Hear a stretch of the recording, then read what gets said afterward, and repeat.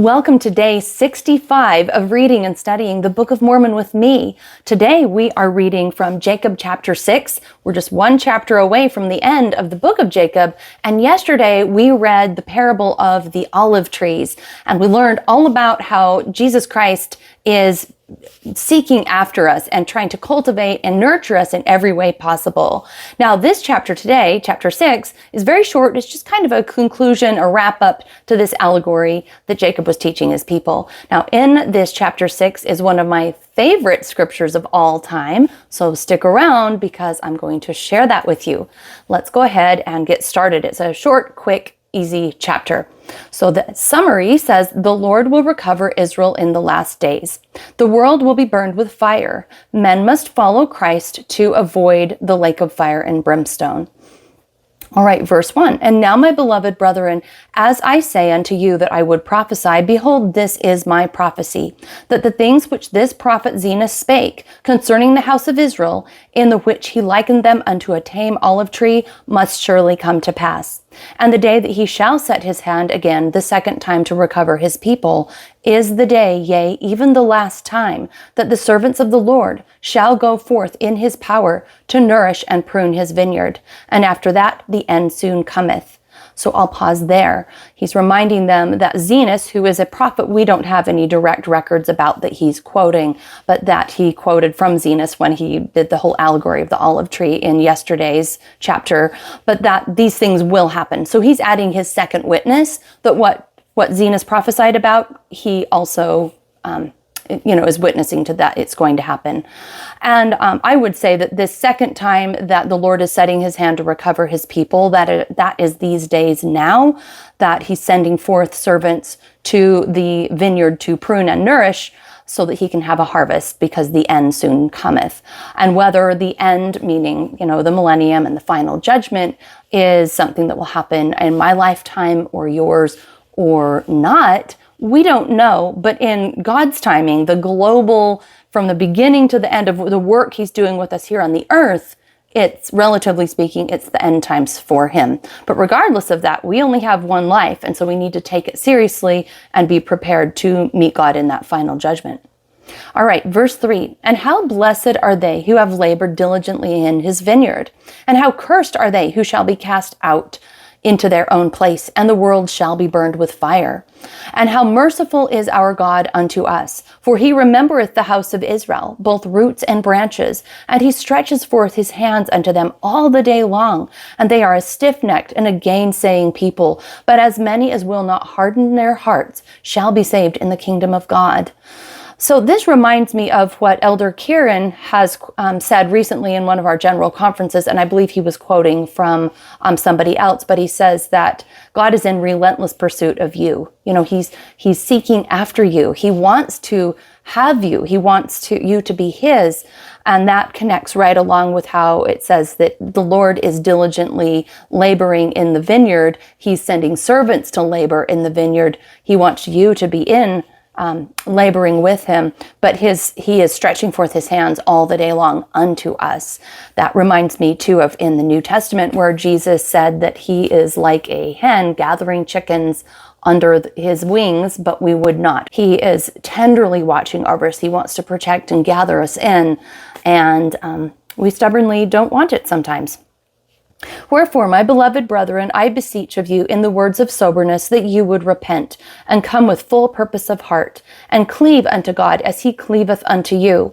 And while his arm of mercy is extended towards you in the light of day, harden not your hearts. Yea, today, if you will hear his voice, harden not your hearts, for why will you die? For behold, after ye have been nourished by the good word of God all the day long, will you bring forth evil fruit, that you must be hewn down and cast into the fire? Behold, will you reject these words?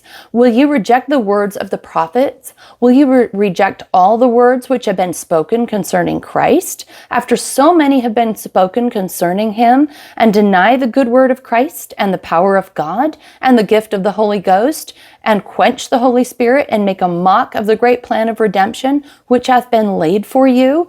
So he's asking a string of rhetorical questions to really get the people to engage, because one of the things that us as humans have the ability to do is hear something true or good and to acknowledge in our mind, yeah, that's true or that's good, and then move on and keep doing the same broken things that we've been doing, to not really take it deep, reflect, and allow ourselves and intentionally change and become something better. We have the ability to let things just go right over our heads.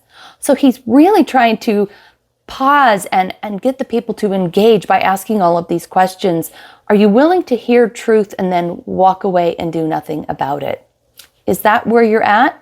Or are you going to do something about it? And I would ask that same question of you and of me. What are we going to do different because of what we're reading today? Because of this great testimony of Christ. We can say that he lives, but if we don't change the way we live because of our testimony, what good is the testimony doing us? It's supposed to bear actual fruit in us. It's supposed to grow and change us as evidence of our new testimony or our giving our lives to Christ. There should be something different about us after than before. And of course, we need to be reborn every day in Jesus Christ, because we can get an excited moment and then we can walk away from it. So it's a decision every day to come to Jesus Christ. Verse 9, know ye not that if you will do these things, that the power of the redemption and the resurrection, which is in Christ, will bring you to stand with shame and awful guilt before the bar of God. He's saying if you reject the things that you've heard, then you will have shame and awful guilt before the bar of God. Obviously, because if you have the privilege to learn truth, light, and goodness, if you have the privilege to know Jesus Christ, you need to live up to that privilege. The only people who are going to get a pass for not having lived up to it is if they weren't given the knowledge. That is just logical, and it's honestly just. If someone hasn't had the opportunity to learn, how can you apply law on them when they never really had that law? But for those of us who know the law, which the law of Jesus Christ, loving and honoring him, keeping his commandments and living up to that knowledge, then we need to act on that, or we will be liable for that at the last day. Verse 10, and according to the power of justice, for justice cannot be denied, you must go away into the lake of fire and brimstone, whose flames are unquenchable, and whose smoke ascendeth up forever and ever, which lake of fire and brimstone is endless torment. O then, my beloved brethren, repent ye, and enter in at the strait gate, and continue in the way which is narrow, until ye shall obtain eternal life.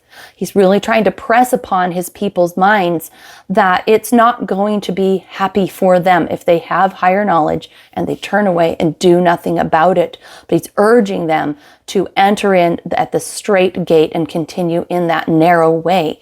And of course, keeping the commandments of God is a straight and narrow way, because it doesn't give you a huge amount of leeway to do whatever you want, but you do gain greater freedom, power, and strength and empowerment as you follow those commandments, because you have light and truth on your side, you have comfort and strength through the Holy Spirit, and ultimately you have God welcoming you into his home in the future. That's ultimate freedom. That's ultimate goodness.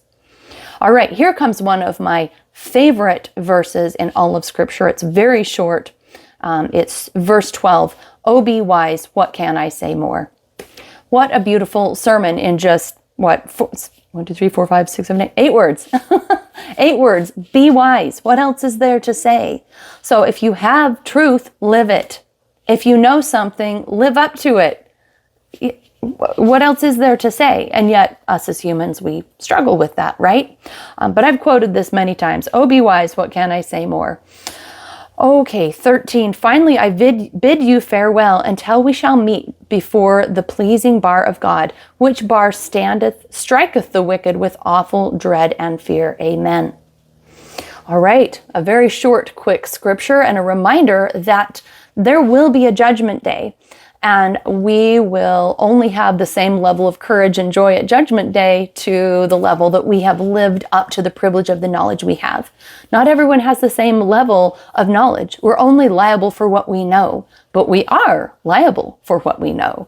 And so may you and I live up to the truth that we have and that we know Christ. Therefore, let's worship him. Let's pray to God in his name. Let's try to emulate him and try to bring any of his light that we can to this dark earth, because that is our job as disciples of Christ, to bring light to a darkening world.